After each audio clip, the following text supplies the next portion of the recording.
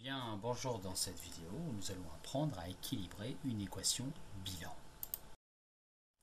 Alors, pour écrire une équation bilan, eh bien, cela veut dire qu'une transformation chimique a été produite et qu'il faut donc essayer de comprendre à travers cette équation bilan ce qu'il a pu se produire lors de la transformation. Lorsque vous écrivez une équation bilan, donc d'un côté vous allez trouver la formule chimique des réactifs et de l'autre la formule chimique des produits. Je rappelle que les réactifs sont les éléments chimiques qui réagissent, que vous mettez ensemble au départ et qui vont donc interagir. De l'autre côté, les produits correspondent aux nouveaux éléments chimiques qui vont être produits. Ils sont donc présents à la fin de la transformation. Lorsque vous écrivez l'équation bilan, les réactifs et les produits sont séparés par le signe égal. Avant ce signe égal, les formules chimiques des réactifs seront séparées par un signe plus s'ils sont dans une quantité supérieure à 1. Et de même, de l'autre côté du signe égal, si vous avez plusieurs produits à se former, eh bien chacun des produits, en tout cas chacune des formules chimiques des produits, sera séparée par un signe plus. Alors lorsque vous écrivez l'équation bilan, il est indispensable de donner du sens et donc de comprendre ce que traduisent chacune des formules chimiques.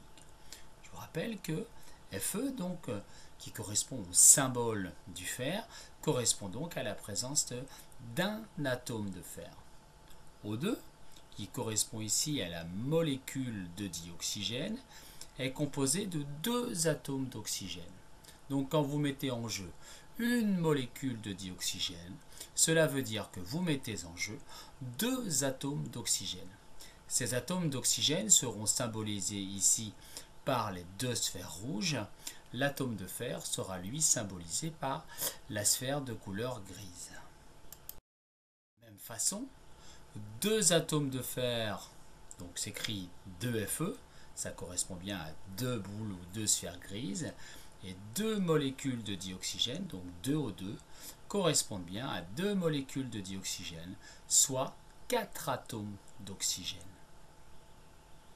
Je vous ramène vers la formule, ou en tout cas la vidéo lire et écrire une formule chimique, si vous avez du mal à lire les formules chimiques.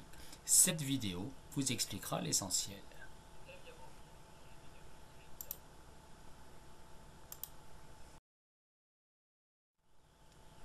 Donc je reprends.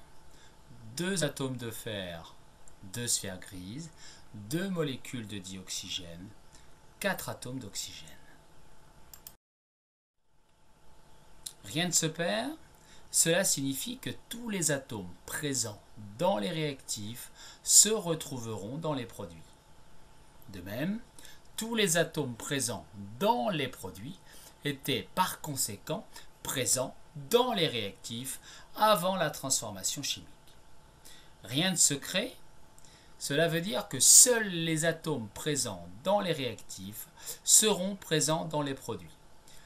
Dans notre équation bilan qui va suivre, nous allons faire réagir du fer avec des atomes d'oxygène constitués, en tout cas assemblés dans la molécule de dioxygène. Il est hors de question de trouver par exemple de l'aluminium, du carbone, de l'azote dans les produits, sachant que ces éléments chimiques ne sont pas présents au départ.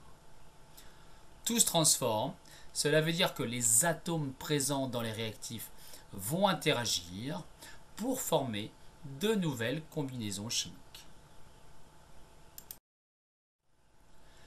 Nous allons donc étudier la combustion du fer dans le dioxygène. Les réactifs sont ici le fer et le dioxygène. On l'a dit, la formule chimique du fer, Fe, un grand F, un petit e. La formule chimique du dioxygène, O2, un O majuscule et le 2 en indice derrière. Les éléments chimiques présents ici sont donc bien le fer et l'oxygène. Nous ne verrons donc apparaître dans les produits que les formules chimiques du fer et de l'oxygène. En effet, le produit qui va se former ici sera de l'oxyde magnétique de fer. Sa formule chimique sera Fe3O4, c'est-à-dire 3 atomes de fer pour 4 atomes d'oxygène. Il est hors de question, comme nous l'avons dit précédemment, de trouver autre chose que du fer et de l'oxygène. L'équation bilan peut donc s'écrire de cette façon-là. Fe plus O2 égale Fe3O4. On l'a dit, Fe correspond à un atome de fer, O2, une molécule de dioxygène, soit 2 atomes d'oxygène, Fe3O4, une particule d'oxyde de fer qui correspondent bien à l'association de 3 atomes de fer avec 4 atomes d'oxygène. Rien ne se perd, ce qui veut dire que vous devez ou nous devons équilibrer l'équation de façon à avoir autant d'atomes de chacun des éléments chimiques présents dans les réactifs et dans les produits. Dans les produits, nous avons ici 4 atomes d'oxygène. Dans les réactifs, il devait donc y avoir également 4 atomes d'oxygène. La seule possibilité pour obtenir 4 atomes d'oxygène sera donc de prendre 2 molécules de dioxygène. Donc en effet, en plaçant un 2 devant le symbole chimique O2, ça nous fait 2 molécules de dioxygène, soit 4 atomes d'oxygène. Nous avons donc la même quantité dans les réactifs et dans les produits.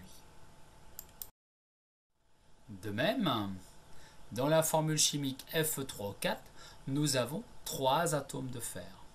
Pour obtenir 3 atomes de fer dans les réactifs, la seule possibilité sera de placer un 3 devant la formule chimique du fer.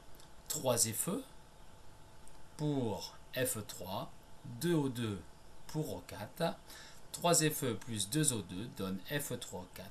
Nous avons ici équilibré notre équation bilan. Voilà, nous avons appris à équilibrer une équation bilan. Pour bien comprendre, eh bien, il suffit d'équilibrer une bonne quantité d'équations bilan. Les mécanismes vont se mettre en place et vous verrez que cela est extrêmement simple. Prenez la notion d'équilibrer, en tout cas le travail d'équilibrer une équation bilan comme un jeu, et vous verrez que ça se passe très très bien. Merci d'avoir suivi cette vidéo et à très bientôt.